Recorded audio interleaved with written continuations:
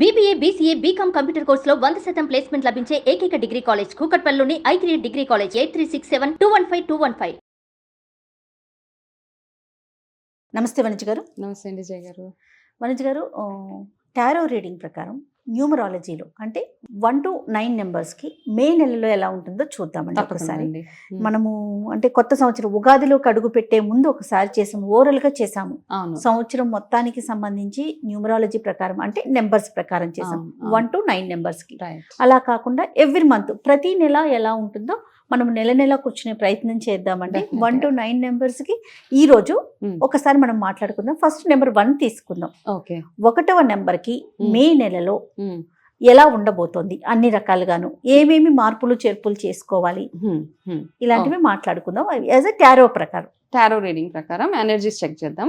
అయితే 1 అంటే మనం ఇక్కడ ఏమేమి కన్సిడర్ చేయాలంటే ఫస్ట్ డేట్ పుట్టిన వాళ్ళు, 1వ తారీఖున పుట్టిన వారు, 10వ తారీఖున పుట్టిన వాళ్ళు. ఎందుకంటే అది క్లబ్ చేస్తే 10 అంటే 1 నంబరే వస్తుంది. ఫస్ట్ ఒకటి, ఇది ఒకటి. 19వ తారీఖు 9 + 1 10 కూడా క్లబ్ చేస్తే 1 వస్తుంది.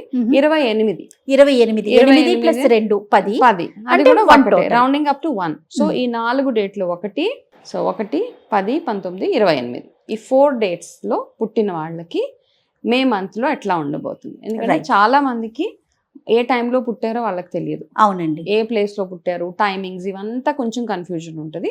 సో న్యూమరాలజీ ప్రకారం ఎట్లా ఉందో మనం చూసుకుని వాళ్ళకి ఎట్లా ఉన్నది అన్నది కార్డ్స్లో చూద్దాం. డెఫినెట్గా అండి. All yours. ఎస్, తీసివ్వండి. ఫస్ట్ నెంబర్ కాబట్టి బాబాతో స్టార్ట్ చేస్తానండి. దేవుడా. Okay, perfect. అసలు ఈ టారో అనేది మెథడ్ ఎక్కడిది వనజ గారు, మనదేనా? యాక్చువల్గా ఇక్కడ కూడా ఉండేది, మోస్ట్లీ యూరోపియన్ కంట్రీస్ వాళ్ళ అక్కడ నుంచి వచ్చిందండి ఇది. అక్కడ ప్రిడిక్షన్స్, ఇక్కడ కూడా మనం గవ్వలు ఇవన్నీ ఇక్కడ చేసేవాళ్ళం అనమాట. క్రిస్టల్స్ పెట్టారు, ఇవేంటండి? ఇవన్నీ వీటిని రూన్స్ అంటారండి. సో ఇది మనం ఒక రోజు చేద్దాం, స్పెషల్ ప్రోగ్రామ్ లాగా చేయొచ్చు. చాలా బ్యూటిఫుల్ ప్రిడిక్షన్స్ వస్తాయి దాంట్ నుంచి అనమాట. ఆ సింబల్స్ ని మనం అర్థం చేసుకోగలిగితే మన లైఫ్ ని టర్న్ చేస్తాయి అనమాట. అంత బ్యూటిఫుల్ గా ఉంటాయి అవన్నీ. ఒక్కొక్క క్రిస్టల్ మీద ఒక్కొక్క సింబల్ ఉంది. దాని ప్రకారం వాళ్ళ లైఫ్ ఎట్లా ఉండబోతుంది అవన్నీ చెప్పొచ్చు. ఇప్పుడు మనకి గవ్వలు ఉండేవి ఇంతకు ముందు, గవ్వలతోటి ఇట్లా వేసి ప్రిడిక్షన్ చేశారు. ఆ గవ్వలు ఎట్లా ఉంటున్నాయో దాన్ని బట్టి ప్రిడిక్షన్ ఉండేది. సో ఇప్పుడు మనం నెంబర్ 1 వాళ్ళకి న్యూమరాలజీ ప్రకారం మే ఎట్లా ఉండబోతుందో అన్నది చూద్దాం. ఫస్ట్ మీరు బాబా కార్డ్ తీసి ఇచ్చారు కాబట్టి అదేంటంటే మనకి కార్మిక్ క్లెన్జింగ్ అనమాట. కార్మిక్ క్లెన్జింగ్ అంటే మనము పాస్ట్ లైఫ్ నుంచి కొన్ని కర్మలన్నిటిని క్యారీ చేసుకొని వస్తాం ఈ లైఫ్కి. అవునండి. సో అట్లా ఉన్నప్పుడు కొన్ని బ్యాలెన్స్ చేసుకోవాల్సిన అవసరం మనకు ఉందన్నమాట. మనకి తెలిసే తప్పులు చేస్తూ ఉంటాం. ఆ తెలిసి చేసిన తప్పులు ఏమవుతాయంటే మనకి సంచిత కర్మలు అంటాం. మనం ఒక బ్యాగ్లో మన కర్మలన్నీ వేసుకొని మళ్ళీ నెక్స్ట్ ఏ లైఫ్ అయితే తీసుకుంటారో ఆ లైఫ్లోకి వస్తాయి. కాబట్టి ఇక్కడికి ఇది స్టాప్ చేసే ప్రాసెస్ చేసుకుంటే బెటర్ అనమాట. అంటే మీకు తెలిసి చేసిన మిస్టేక్స్, తెలవక చేసినది ఓకే, తెలిసి చేసిన తప్పులు ఏవైతే ఉన్నాయో అవన్నిటికీ కన్ఫెషన్ అంటాం మనం. ఎవరెవరికైతే వెళ్ళి మీరు సారీలు చెప్పాలో, క్షమాపణలు అడగాలో, మీరు కరెక్షన్స్ ఏవైతే ఉంటాయో ఆ కరెక్షన్స్ అన్నీ చేసుకోవడం అనమాట. చిన్న ఎగ్జాంపుల్, మీరు ఎవరి దగ్గరైనా అప్పు తీసుకున్నారు, మీ దగ్గర ఇంకా డబ్బులు ఉన్నాయి, బట్ ఇవ్వడానికి మీ మనసు ఒప్పట్లేదు. ఓకే, వెళ్ళి ఫస్ట్ అది తీర్చేసేయండి. సూపర్. అది నెంబర్ 1 ఉన్న వాళ్ళకి ఉన్న ఒక ఫస్ట్ ప్రిడిక్షన్. చాలా బాగుందండి. అంటే సార్ట్ అవుట్ చేసుకునే అవకాశం ఉంటే దాన్ని క్లియర్ చేసేసేయండి అంటున్నారు. 1 టోటల్ వచ్చిన వాళ్ళు ఎవరైనా సరే అంతే. అది మాత్రం ఖచ్చితంగా ఈ మంత్ లో చేయాల్సిందే, మేలో. మేలో.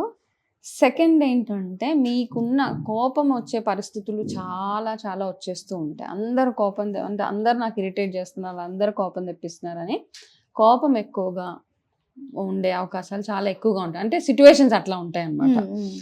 సో ఆ సిచ్యువేషన్స్ని ప్రిడిక్షన్లో టారో రీడింగ్లో ఏముంటుందంటే ముందే చెప్పాం కాబట్టి ఆ సిచ్యువేషన్స్ రాకుండా చూసుకోవడం, ఒకవేళ వచ్చినా కాస్త కంట్రోల్ అయిపోయి దానికి సొల్యూషన్స్ వెతకడం. ఓకే. మూడోది ఏంటంటే మీకు ఏం కావాలి అన్నది, అంటే నేను వాట్ డు ఐ డిజర్వ్ అంటాం ఒక్కొక్కసారి, మోస్ట్ ఆఫ్ ద టైమ్స్ అనమాట. లేదు మీ కోరిక ఏంటి అన్నది మనం చెప్పుకోవడానికి చాలా ఆలోచిస్తూ ఉంటాం. మన మనసులో ఉన్న మాటల్ని బయటకు చెప్పుకోలేని పరిస్థితి ఉంటుంది. So this is the best month అనమాట.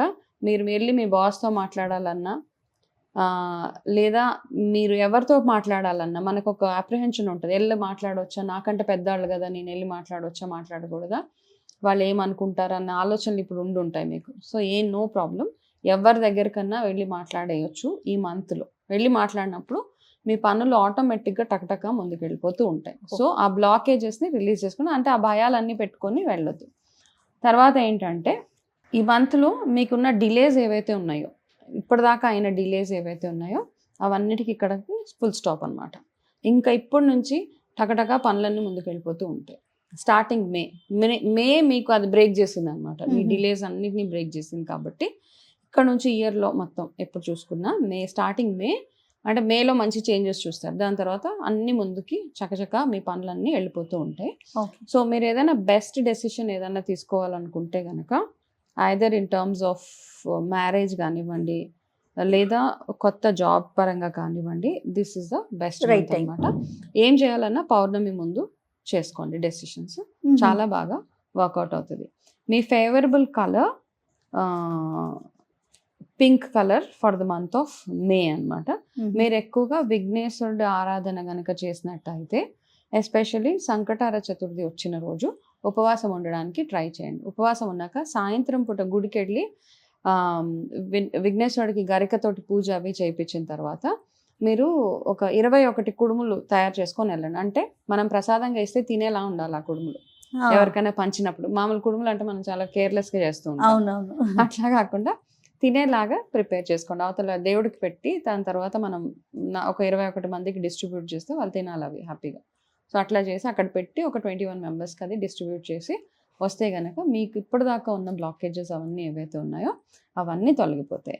అలాగే కొంచెం బయట తినే ఆహారం విషయాలలో కొంచెం కేర్ఫుల్గా ఉండడం, చాలా చాలా ఎక్స్ట్రీమ్లీ కేర్ఫుల్ అనమాట.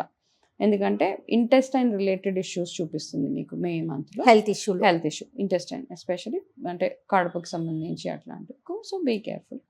సో ఇది వాళ్ళ ప్రెడిక్షన్ అండి.